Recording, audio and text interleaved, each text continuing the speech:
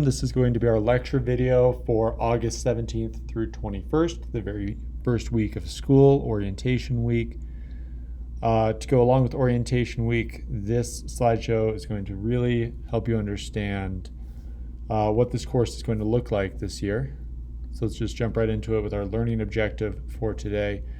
Goal is to get to know your teacher and understand the expectations of this course. So I'll start with a little presentation about me. Why am I doing this? To help you get into a habit of sharing who you are. That's going to be very important in this class to bring out your whatever makes you unique, whatever makes you special. And then going to go over the expectations for this course, and that's going to help you understand the format of this class. This is a very unique year. But let me say just up top here that although I'm going to present my vision for the year here and how I think this course is going to flow, a lot of things can change as I get to know Canvas better, as I see what works. I'm going to get better at making these videos as time goes on too. I've already recorded the first 3 lectures and I learned a lot from recording those. And then things could change a lot if we ever go fully remote. So just understand that this is my best guess at what this year is going to look like. Okay, so here's a picture of me on my first day of school, way back in time, and thought you might like to see a silly picture of your teacher. Here's me with my whole family. I've got a sister, and my 2 parents still live here in South Metro Denver. My sister's got a fiance. His name's Eugene. It's my parents' dog. And there's my fiance, Callie. More on her later. We're a big Broncos loving family. It's one of my top sports to watch. Of course, right now I'm watching a lot of Avalanche and Rockies. And a little bit of the Nuggets. Not as into the Nuggets. Very into the Avalanche and Rockies right now. I went to Littleton High School. It's possible you could even have some friends over there. It's not too far away. Here's me on graduation day.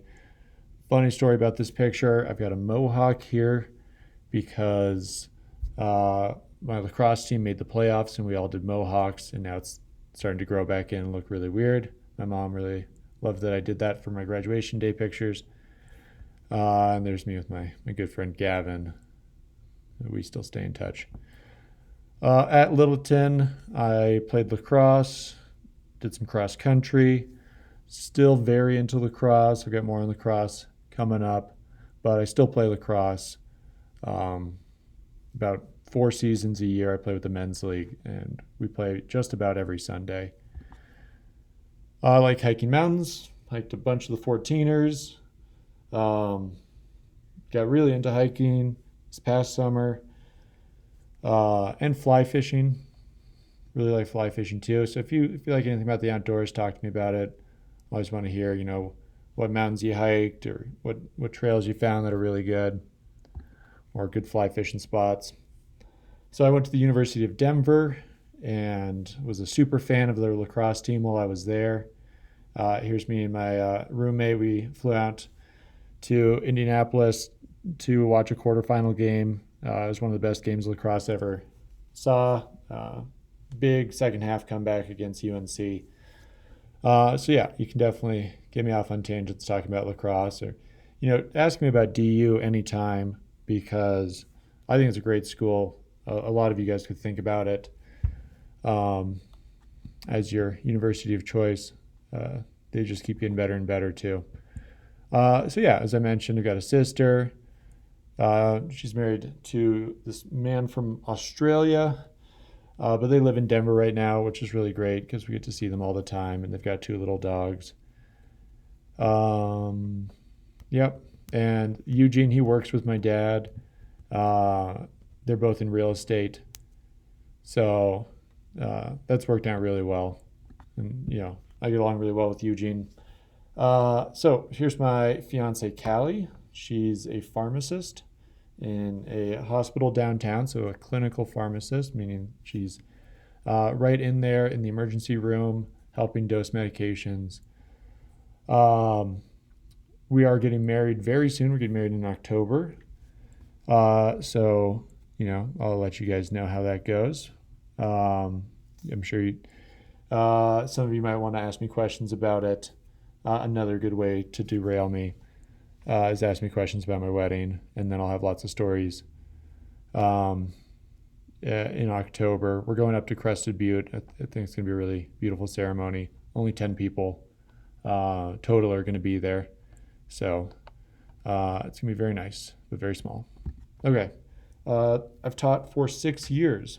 So that includes 1 year in Denver Public Schools, in a very small school in North Denver.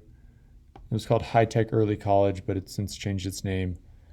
I don't even know what it's called anymore. It's like Northeast High School of Denver, something like that. That was a very interesting year, but that was kind of like some student teaching. Then I got a job in Aurora Public Schools at Vista Peak.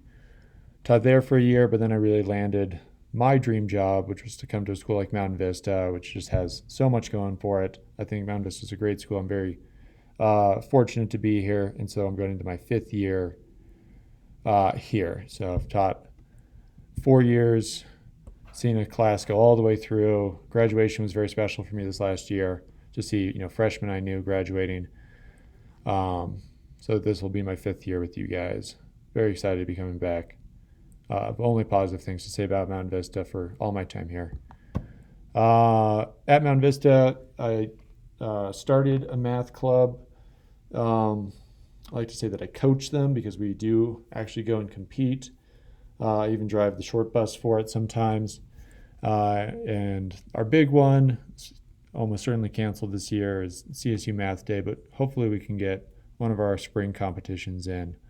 We'll see. Everything's still very up in the air there. But I think we should be able to still do the Colorado Math League here at school. So hopefully Math Club will still be able to function in the age of the pandemic here. I think we can still do a few things, but it's going to be pretty limited. I was the level 3 lacrosse head coach here my first 2 years, and then I went in the opposite direction and just decided to be just an assistant coach for these past 2 years.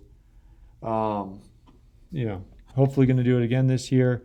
I know we can't do anything until after Labor Day as a team. Very sad to lose our season last year, but I think we're going to come back stronger than ever and still be a very strong program going forward. I've got a dog. Got him right when the quarantine started. Way back in March. This little 7-week-old puppy. His name's Cannoli. He's been just a ton of fun this summer. He's been my hiking buddy. Really fun. Teaching him how to fetch and stuff. And then another big news in my life, my fiance and I just bought a house. So we just closed on it about a week ago, and we're doing all the fun stuff like painting bedrooms and going to remodel the kitchen. So another way to derail your teacher here is ask about how the remodel's going, and I'm sure I'll have lots of stories because it's already been a very interesting process. So I just want to say I'm very excited to be returning to Mountain Vista and for the privilege of teaching you all. We're going to make it a great year. And if you work hard, I promise you will learn a lot in this course. I'm not going to sugarcoat that this isn't going to be a difficult year. And you do have my condolences that you're not getting the full high school experience. But you've probably heard this before. This is just going to be a blip. Part of your story. Life will return to normalcy at some point. If we just hang in there, I think we can still have a very good year. You can still learn a lot. It's just going to be different. Okay, that's all I'm going to say about that. All right, let's get into the actual nuts and bolts of this class. Here is my vision for what this class is going to look like. So I get to see you in person as it is right now, 2 days, either a Monday, Wednesday, or a Tuesday, Thursday. So for those class days, our in-person classes, the expectation will be that you will have watched a video, very similar to this one, before coming to class. I've already made the first 3. They're about 20 minutes each, and they've got questions embedded in them. I'm using this program called Ed Puzzle to do that. And this is the first time I've used that, so I'm trying to figure out better ways to embed questions and make them more relevant without breaking up the flow of the lecture too much. But that's how that is your homework for this class. So homework's going to be just 10% of your grade. It's not very much, but it's not going to be paper assignments. Your homework is to watch the lecture videos, and they've got questions embedded in them. And the goal is that you have watched it before you come to class, but I'm not going to be a stickler about that if you haven't watched it before class. As long as you watch it before the next class, it should be fine. You're just going to get the information a little bit out of order, and it's not going to flow as well. But I want to stay flexible for you guys with that. That if you are part of the Monday, Wednesday cohort and you can't watch it Sunday night, it's okay. I'm not going to freak out. But that is kind of the goal, is that you watch it before you come to class. And I'll try to have everything posted well in advance so that you can go even a full week ahead and get that information. All right, and have plenty of flexibility there. So that means that in class, when you come to class, I'm not going to be giving as formal of a lecture. I'll be giving kind of a review of the lecture, going through some special cases up on the board, and then we're just going to be working on a worksheet. I'm going to be floating around a little bit and doing just practice problems on the board. So kind of think about it as the lecture is more conceptual.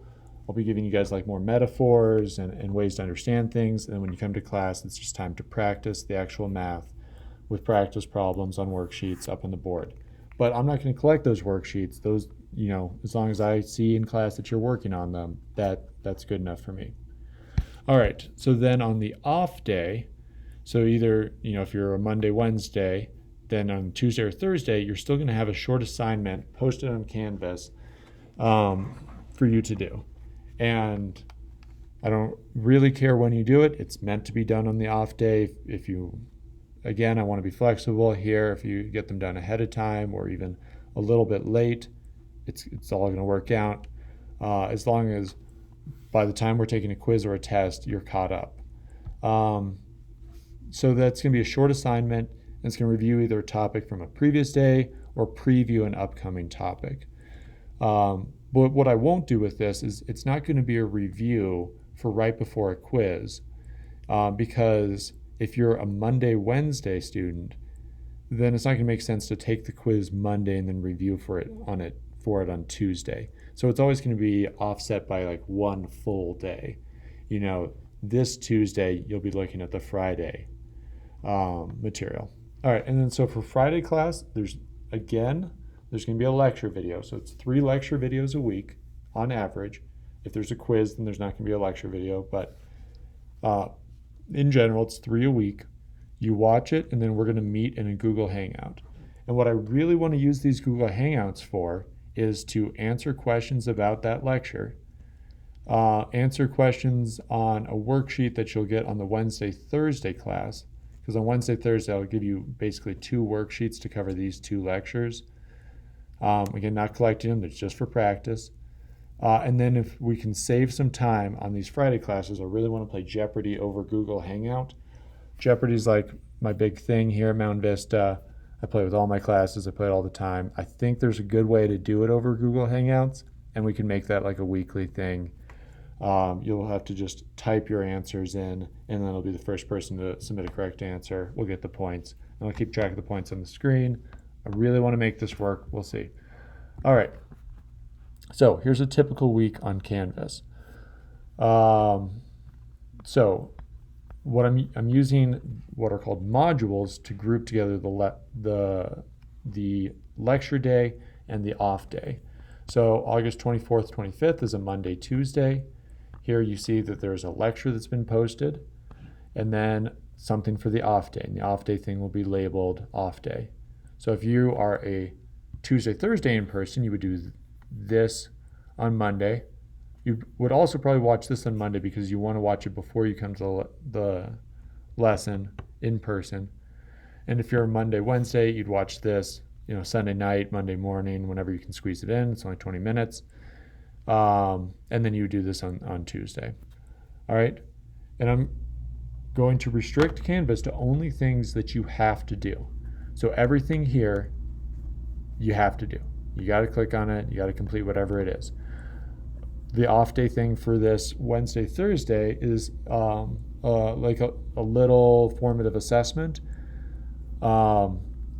But I want you to get all 5 points here. So I've made it, you can take it unlimited times, and it's going to show you the correct answers the first time through.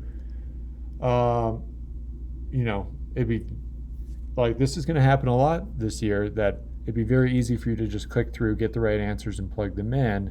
This is just a small little formative assessment. It's not going to be worth much in the grade book. This is your chance to practice because the quizzes and the tests are worth a whole lot more. So you can take these as seriously as you want. I want you to take them very seriously. Also, this is standardized test prep practice. I'm going to try to fold that in a lot. So you're getting ready for the ACT, SAT. So, I can't force you to take this seriously. I want you to get that full 5 points.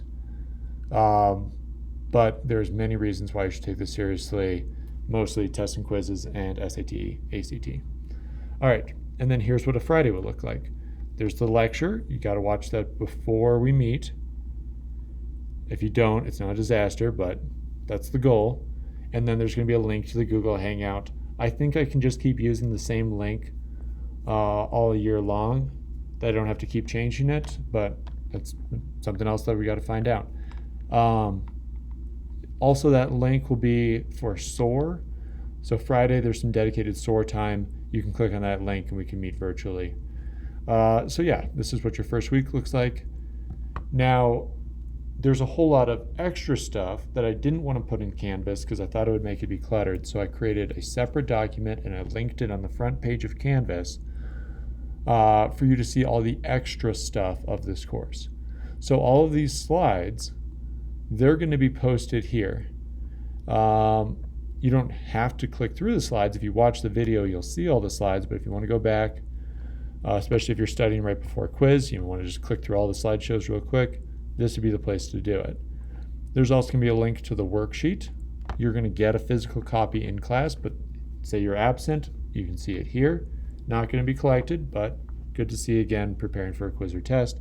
And then there's going to be a help video where I go over just that worksheet. These are not required, but we're all at different places. If we're struggling with one of these concepts, you've got another video you can watch where I do more just practice problems, where it's just like the actual solving of the math. Not a whole lot of conceptual stuff in these, just like the actual procedures for solving stuff. And then extra practice links. Not making these required. If I like one a lot, I'll turn it into an off day lesson. But these are mostly Khan Academy lessons. And if you're struggling, one last spot to go get some extra practice. And Khan Academy's got lots of great stuff, but some people don't like it. So just making it optional. I love Khan Academy for when I want to study something. Just of interest. But if it's not your cup of tea, that's why these are just totally optional extra practice links. This extra stuff calendar also is going to show you very clearly when we've got quizzes and tests coming up. I'll put those in Canvas, but I haven't built down all of the lessons all the way up to here yet, so you won't see this yet. But this calendar, I'm going to bring over the actual calendar, is built out all the way to the end of the semester. If you want to, you can go ahead and put all of these tests onto your calendar. or into your planner. Things could change a little bit here. Like wasn't sure about this Friday here, what I was going to do, so it's still got a question mark on it, but I'm going to stick to this pretty closely. This is how I organize my thinking. I just wanted to share that with you guys as a resource. So let's get rid of this.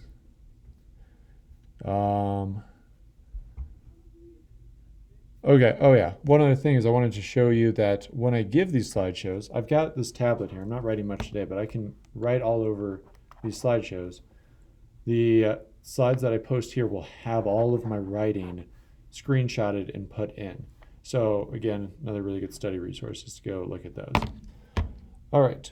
My grading policy. So tests and projects, 50%. Not going to be a lot of projects this year, but if I can squeeze one or two in, it'll go into that category. They're typically worth much less than the test. All of the projects together typically add up to about one test, but this year they won't even do that. They'll be, a half of a test worth. That's, the majority of your grade is when you get to come in here, sit down, paper and pencil, show me what you know. This is what it's always been. It's not special for this year.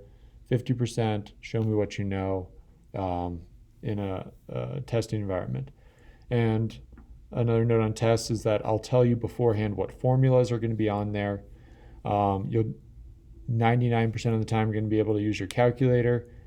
Very rarely, like second semester, there's sometimes where I don't want a calculator, but you can basically assume you're going to be able to use your calculator. And we'll talk about retakes in a second. Quizzes, 20%. Homework, other work, lecture videos, that's 10%. This is also where those off-day formative assessments go. They all go into this 10%. This is where we look to see if you're keeping on top of your stuff and if you are like putting in the grunt work, but it doesn't actually impact your grade that much. If you miss a lecture or if you miss a formative assessment, it's not going to penalize you a lot, but that's where I look to see if you're staying on top of things.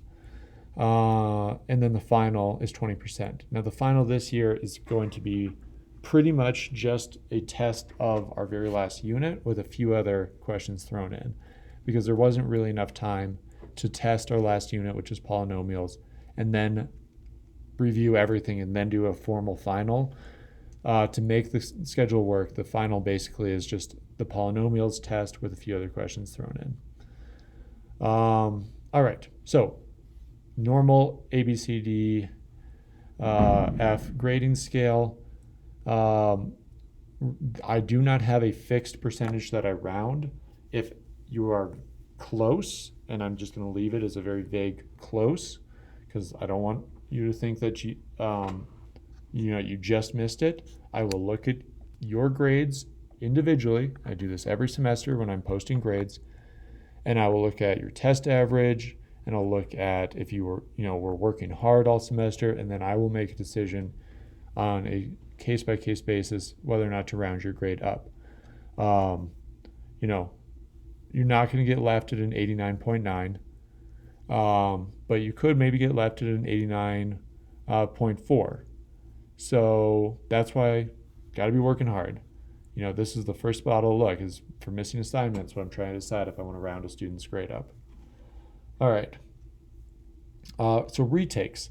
In my head, my goal for every test is an average of 85%.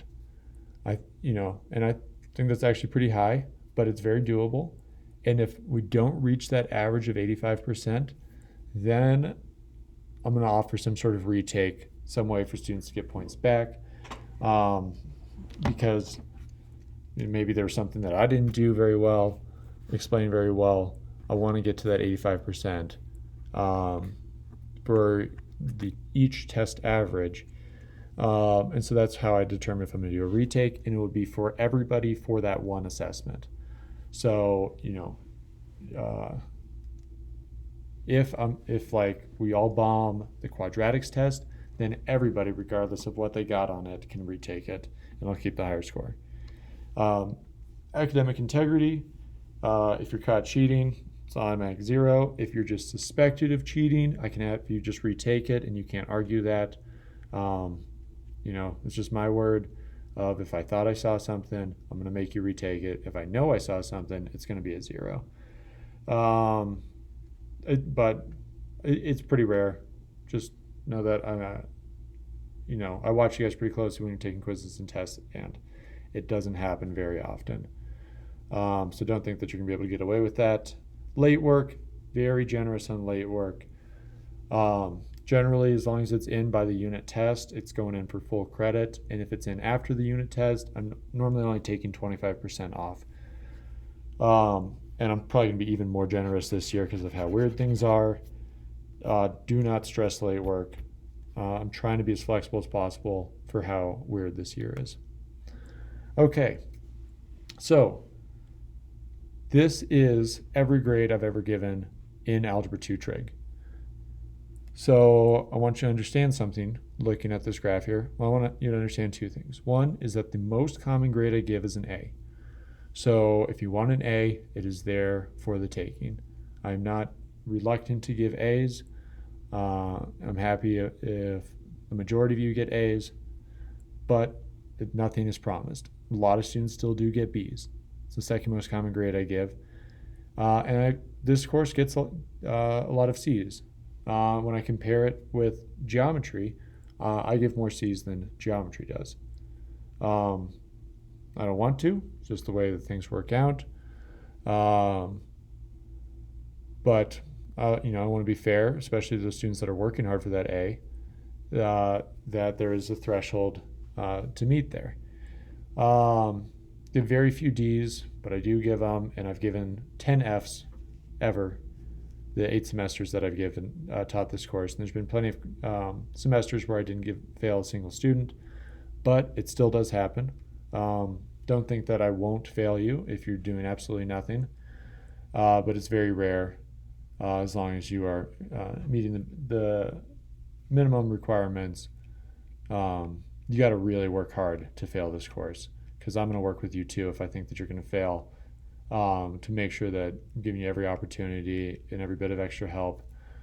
Another thing you can see here is that second semester generally is harder than first semester. Didn't work out last year, but we also had that weird grading at the end of the year. Know that second semester is harder. That's when we get into trigonometry. The topics are harder. We've got more to cover. So just, hold on and keep working hard that second semester. You can still get an A both semesters. Plenty of students do that. But you got to kind of work for it. So that's my grades. I think that they're very fair. I've shown this to my colleagues. They think that they're very fair and consistent with what they're doing. All right. Supplies. So when we do meet in class, I want you to have a notebook, folder for all those worksheets, pencils, and then the big one is a graphing calculator. And I want you to have that with you when you're watching these lectures at home too. I'm going to be showing certain procedures on my Texas Instrument up on the board. I can pull it up into this lecture. I got a button for it right down here. It's pretty user friendly, and I'm going to teach you how to use it really well, and then you can use it on the SAT and the ACT, and that's like the big advantage. So I can't require a graphing calculator from Texas Instrument. I probably actually could, now that I think about it, but I'm just going to strongly recommend it so that I can teach you how to do things like regression on the calculator, or solving systems of equations with matrices. These are some really useful skills that can help you on the SAT, ACT. That's what I want to see with you every day in class, some sort of graphing calculator. Also, a ruler can be super useful in these first couple of units where we're graphing a lot of lines. Highlighter, colored pens. I switch colors a whole lot while I'm lecturing to try to help organize things. So if you've got like some colored pens, you can make your notes look really nice if you kind of switch colors with me. Although sometimes I kind of switch colors just randomly too. But gonna try to, I try to use a lot of color when I'm lecturing. And graph paper, very helpful again, these first couple of units when we're graphing a lot. We're not gonna watch this, but just know that there is a very funny video that I made that I normally show at this time every year about class rules. If you want to watch it, go find it in the presentation and click on that link. Watch the Parks and Rec version first, and then watch my version. At least I think I'm funny. All right, class rules. So the big four: respect yourself, respect each other, respect Mr. Olson, respect Mount Vista. If you're doing all four of these, then you're probably covered. But there's a few other things I want to be very specific about. One is that we only have 2 lectures a week of in-person time. Do not be on your phone during this time. Do not put in earbuds during this time unless it is just purely work time. Then you can put in the earbuds, but I don't want to see anything playing on your phone like a video. It's just to cancel out the background noise would be why you would be doing that and why I'd be allowing it. Don't copy other students' worksheets. Not a lot of our homeworks, well, basically none of our homeworks are going to be worksheets, but we're still doing a lot of classwork. It doesn't make any sense to just copy someone else's worksheet. If somebody else has finished something that you haven't, then you can ask them to explain it to you. But I don't ever want to see just 2 worksheets sitting on your desk where you're just copying things over. And that includes work for other classes too. I know what's happening. Don't do it. If you make a mess, clean it up. Number 4, no food or drinks other than water. Just gonna be the way it's got to be for this semester. And number 5, wear a mask. Now, we're very fortunate that we are out in the mobile classrooms, the temps. If you're feeling like you're not getting enough oxygen behind your mask, or if your glasses are fogging up or whatever, it's very easy for you to just step outside. I'm not even going to make you ask, as long as you think it's a good time, to just step outside, get a couple big breaths of air, and then come back in and keep working. I'm going to keep the windows open as much as I can in the temps because we know ventilation is good to prevent the spread of illness. I'm going to be wearing a mask 100% of the time. You've got to do it too. That is the way it is, and we're not going to budge on that at all this year. All right. Now I've got a brain teaser for you to end the lecture. Can you draw this shape that you see here without lifting your pencil and without retracing lines? Yes or no? Can it be done? All right, and with that, I'm going to end this video. It's nice to meet you all.